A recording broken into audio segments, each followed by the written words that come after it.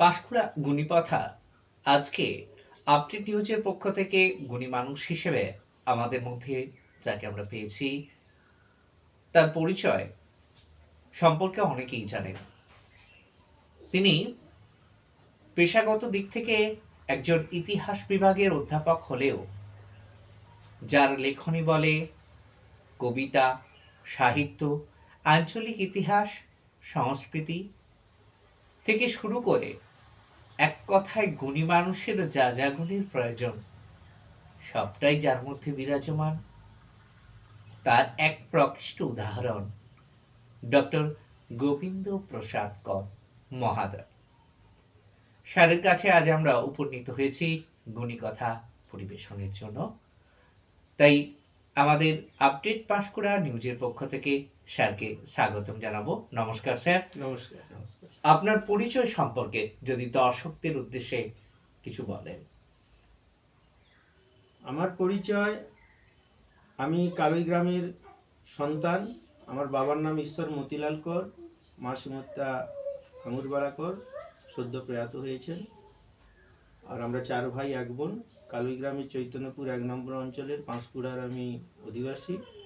বর্তমানে বাজকুল মিলনী মহাবিদ্যালয়ে আমি ইতিহাসের বিভাগীয় প্রধান হিসেবে কাজ করছি এবং ওখানে একটি আর্কাইভস কাম মিউজিয়ামও প্রতিষ্ঠা করেছি, কিউরেটর হিসেবে কাজ করছি, যেটা ভীষণ আঞ্চলিক ইতিহাস রচনার ক্ষেত্রে মানুষকে পথ দেখাবে, আগামী প্রজন্ম জানবে যে ইতিহাসের প্রতি তাদের আগ্রহ বাড়বে। এই উদ্দেশ্যকে সামনে রেখে নিজের প্রচেষ্টায় কাজগুলো করছি। আর সর্বোপরি যেটা না বললেই নয়, যাদের অনুপ্রেরণা, ভালোবাসা, আর্থিক সাহায্য পেয়ে আমি আজকে এই জায়গায় উপনীত হয়েছি। আমার মা এবং বাবার আশীর্বাদ, সেই সঙ্গে আমার মাস্তুতো দাদা মানিকলাল মণ্ডল, আমার শিক্ষক মহাশয়রা এবং অধ্যাপকরা, যারা আমাকে এই জায়গায় উপনীত হতে সাহায্য করেছে। আমার পড়াশোনা কালুই স্কুল থেকে, আমার গ্রামের স্কুল থেকেই আমি মাধ্যমিক পাস করেছি। উচ্চ মাধ্যমিক পাস করেছি ময়না প্রমানন্দপুর জগন্নাথ ইনস্টিটিউশন থেকে এবং স্নাতক স্তর পাস করেছি পাঁশকুড়া বনমালী কলেজ থেকে। আর স্নাতকোত্তর এবং এমফিল করেছি আমি পণ্ডিত রবিশঙ্কর শুক্লা ইউনিভার্সিটি থেকে। এবং সেই বাইরে যাওয়ার অনুপ্রেরণা যিনি জুগিয়েছিলেন অসিত ভট্টাচার্য, আমার অধ্যাপক, তিনার অনুপ্রেরণা ছাড়া আমার বাইরে পড়াশোনা বা অনুসন্ধানধর্মী কাজের অনুপ্রেরণা আমি পেতাম না। এবং মাস্টার ডিগ্রি পড়া চলাকালীন এবং এমফিল করাকালীন ডক্টর এম এ খানের সাহায্যই আমাকে এই পথ দেখিয়েছে। পরবর্তীকালে ডক্টর বাসুদেব চট্টোপাধ্যায় এবং আমার গাইড, পরিশেষ গাইড হচ্ছে ডক্টর ঋত্বিকা বিশ্বাস, যাদের অনুপ্রেরণায় আমি কলকাতা বিশ্ববিদ্যালয় থেকে ডক্টর ডিগ্রি অর্জন করেছি।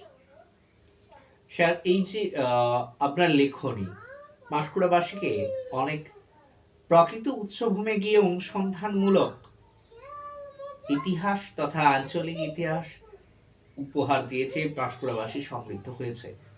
সেই গ্রন্থগুলি সম্পর্কে এবং তাদের প্রসঙ্গে যদি 2-1 কথা দর্শকদের উদ্দেশ্যে বলেন।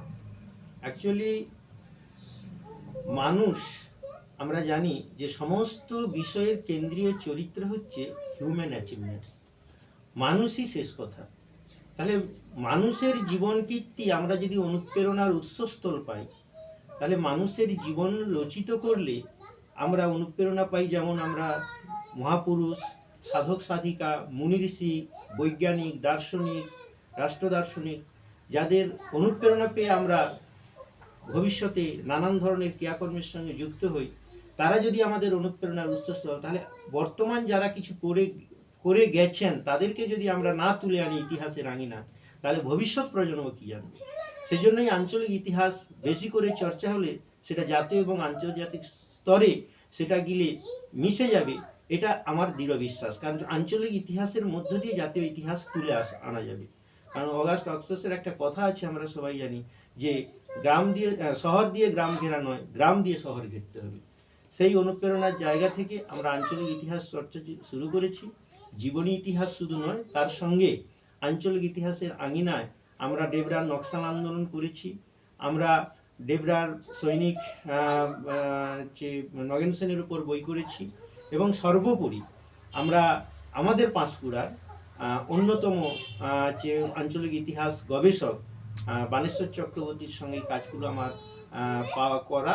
এবং আরেকটা বিষয় যে ডেবরার নকশাল আন্দোলন করতে গিয়ে আমরা রাজনৈতিক ইতিহাসের প্রেক্ষাপট তুলে ধরেছি, যেভাবে একসময় নকশাল আন্দোলন ডেবরার বুকে মাথাচাড়া দিয়েছিল, একটা ভয়ঙ্কর রূপ, একটা সন্ত্রাসের রূপ জাগ্রত হয়েছিল, সেই ইতিহাসের আমরা স্বরূপ বের করার চেষ্টা করেছি।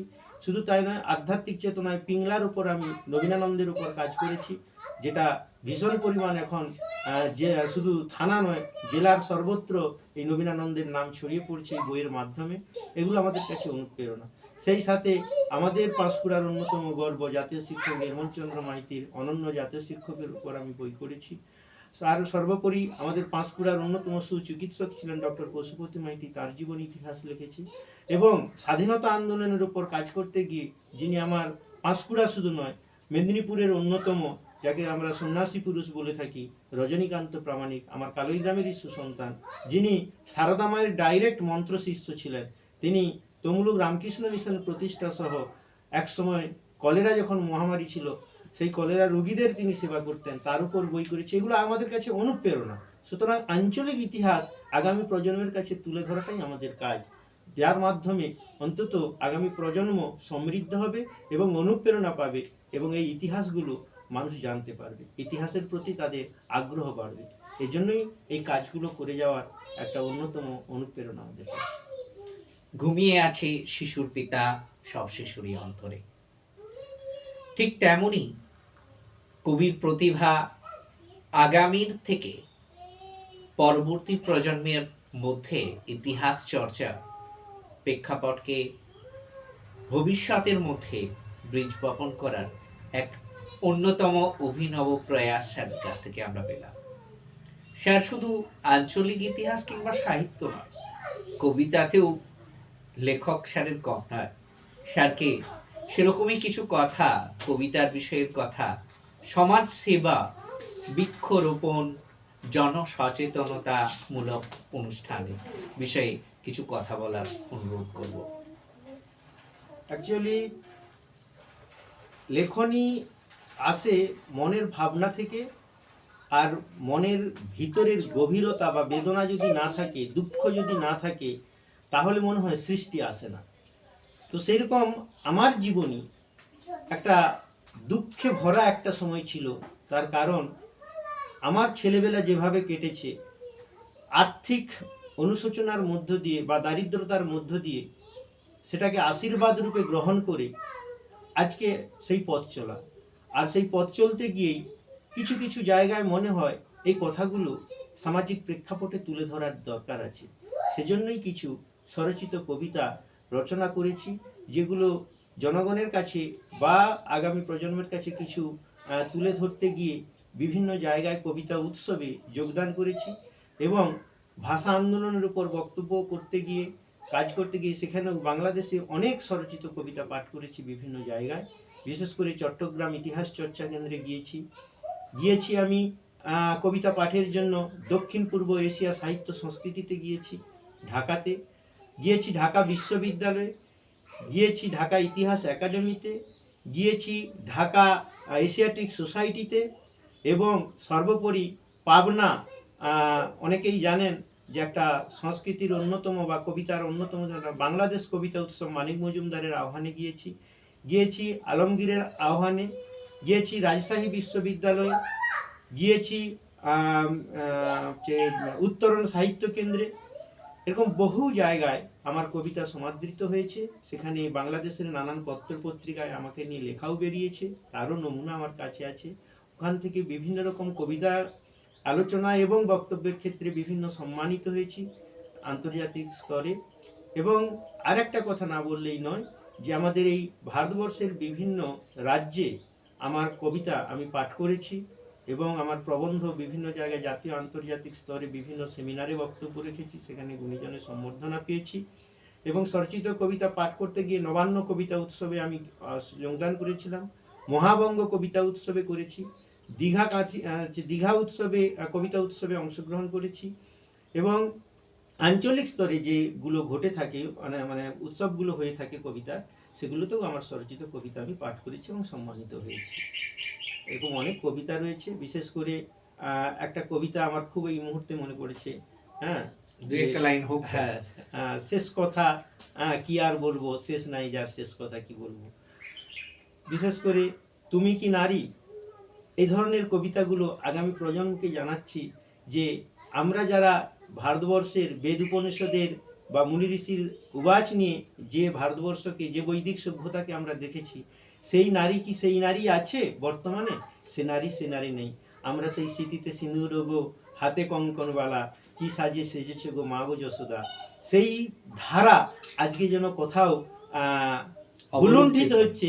এবং এখন আমরা দেখছি পিঠে, বুকে, হাতে ট্যাটু, এগুলো নিয়েও আমার লেখা আছে যে এই বিশ্বায়নের যুগে আমরা কি এই বিশ্বায়নকে রোধ করতে পারি না? আমরা আমাদের সংস্কৃতির অবনমন ঘটিয়ে, তুমি সেই নারী কি আজ মৈত্রী, গার্গী, সেই নারী আজকে ভুলে গিয়ে এখন ট্যাটুর নারী এসে যাচ্ছে।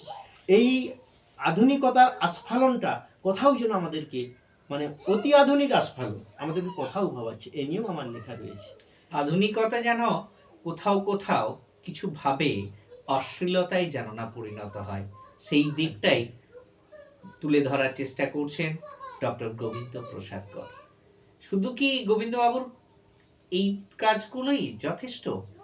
না, বলেছি না, সমাজ সেবা, যেখানে আর্ত দুঃখী মানুষ উঠতে না পারলে উনি ছুটে যান তাদের কাছে, পাশে দাঁড়ান। বৃক্ষরোপণ, কোথাও বন্যার ত্রাণ, বিভিন্নভাবে সমাজের জন্য যিনি করেন তিনি ডক্টর গোবিন্দ প্রসাদ কর। স্যার, আপনার এই সমাজ সেবা, বন্যার ত্রাণ, বৃক্ষরোপণ প্রসঙ্গে যদি একটু কথা বলেন দর্শক। অ্যাকচুয়ালি মানুষের পাশে থাকাটাই হচ্ছে ব্রত বলে আমি মনে করি। যে শুধু অধ্যাপনাই জীবন নয়, তার সঙ্গে সমাজ সেবায় যদি নিজেকে ব্রতী করতে পারি, মানুষের মধ্যেই বেঁচে থাকাটাই হচ্ছে সব থেকে বড় সম্মান। অর্থ অনর্থের মূল হয়, কিন্তু অর্থকে যদি আমরা উপযুক্ত কাজে লাগাই, তাহলেই মানুষ সেখান থেকে মনে হয় তার বেঁচে থাকার একটা রসদ পায় বা আনন্দ পায়। আমি সে আনন্দ পেয়েছি, যেমন আমি এক সময় দারিদ্রতার মধ্য দিয়ে করেছি, আমার পাশে মানুষ দাঁড়িয়েছে। আমিও চেষ্টা করছি যারা গরিব দুঃখী ছাত্রছাত্রী, তাদেরকে অন্তত পড়াশোনার ক্ষেত্রে যতটা আমার সামর্থ্য মতো আমি সহযোগিতা করে চলেছি। বন্যাত্রাণে আমার সব থেকে বড় যেটা, যখন আজ থেকে 4 বছর আগে একটা বড় বন্যা পাঁশকুড়াতে হয়েছিল, আমার যেটা বেহুলা বলি যে নদীটি, তারই উৎসস্থভূমি গল্পস্তম্পুর যখন ভাঙে, তখন আমি ভারত সেবাশ্রমের হাতে 5,000 টাকা ব্যক্তিগতভাবে চেক তুলে দিয়েছিলাম এবং আমার সাধ্যমতো সেটা করেছি, এবং গুড় এবং চিড়া নৌকায় করে বিলি করেছি। এটা একটা আমার কাছে বড় প্রাপ্তি, এবং তার মধ্যে একটা আলাদা আনন্দ আমি অনুভূতি পেয়েছি। একদম তাই। শুধু তাই নয়, করোনা পিরিয়ডে মানুষ যখন বেরোয়নি বাড়ি থেকে, যখন নানান রকম নিষেধাজ্ঞা ছিল, তখন আমি রেলের পারমিশন নিয়ে আমি এবং সুকেশ বাবু সহ এবং মহাদেব বাবু সহ, আমরা কল্যাণবাবু সহ, আমরা সকলে মিলে, কাঞ্চনবাবু সকলে মিলে আমি একটা উদ্যোগ নিলাম। 2012 সালে আমরা জাতীয় শিক্ষক নির্মলচন্দ্র মাইতির অনুপ্রেরণায় আমরা পাঁশকুড়া সাহিত্য সংস্কৃতি মঞ্চ গড়ে তুলেছিলাম, যাতে পাঁশকুড়ার সাহিত্য সংস্কৃতি চর্চার পরিসর ঘটে। তারই উদ্যোগে বা তাকে সামনে রেখে, সেই প্ল্যাটফর্মকে সামনে রেখে আমি ওই করোনা পিরিয়ডে, মহামারী পিরিয়ডে, পাঁশকুড়া সেন্ট্রাল বাস স্ট্যান্ড থেকে আমার মধুসূদন পাড়ার রামকৃষ্ণ মিশন পর্যন্ত আমি প্রায় 2,500 টাকার চারা গাছ লাগিয়েছি, এবং সেখানে মহাদেব বাবুরও কন্ট্রিবিউশন ছিল, আমাদের যৌথ প্রয়াস ছিল, এবং সে গাছগুলোকে পরিচর্যা করে বড়ও করেছি। আজকে সে গাছগুলো মহিরও হয়েছে। এটাই আনন্দ, এটাই দেখে আনন্দ। অন্তত কিছু না হোক, মানুষ কিছু এখান থেকে তার রসদ পাবে, অন্তত পলিউশনের দিক থেকে অন্তত পরিবেশ কিছুটা সজীব হবে। এটা একটা বড় পাওনা। সর্বোপরি আমরা পাঁশকুড়াতে অধিবাসী হিসেবে যে সমস্ত গরিব দুঃখী মানুষ আছে, যারা শীতের দিনে আমি দেখেছি যারা প্ল্যাটফর্মে শুয়ে থাকে, আমরা চেষ্টা করেছি 25শে ডিসেম্বর থেকে 1লা জানুয়ারি পর্যন্ত আমরা বিভিন্ন দিন আমরা সম্মিলিতভাবে, এবং আমাদের সঙ্গে বড় মাও যুক্ত ছিলেন, সুকেশবাবু ছিলেন, আমরা সকলে মানুষের কাছে ভিক্ষা চেয়েছে।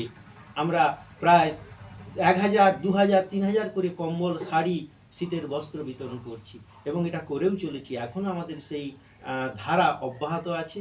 শুধু তাই নয়, পিংলাতে কিছুদিন আগে আমরা এই কাজটা করেছি, এবং কিছুদিন আগে লালগড়ের গাডরাসিনী পাহাড়ে করে এসেছি, এবং আমার পাঁশকুড়া এলাকায় দাসপল্লী বলে একটা পল্লী আছে, সেখানে কিছু ছেলেমেয়ের পড়াশোনার জন্য কিছু উপহার আমরা সুকেশবাবু আমরা টাকা তুলে আমার পার্থ বাবুর হাতে আমরা তুলে দিয়েছি, সেও কিছু কাজ করছে। তারা ছাত্র হতে পারে, বেকার হতে, যে মানুষের পাশে থাকাটা এবং পরিবেশকে ঠিক রাখা বা পরিবেশের ভারসাম্য ঠিক রাখা, এগুলো আমাদের দায়িত্ব এবং কর্তব্যের মধ্যে পড়ে। অর্থাৎ কিছু অ্যাওয়ারনেস বা সচেতনতাও ক্যাম্প আমরা করেছি বিভিন্ন সময় বিভিন্নভাবে। সুতরাং সাহিত্য, সংস্কৃতি, পরিবেশ রক্ষা এবং মানুষের পাশে থাকাটা ভীষণভাবে জরুরি।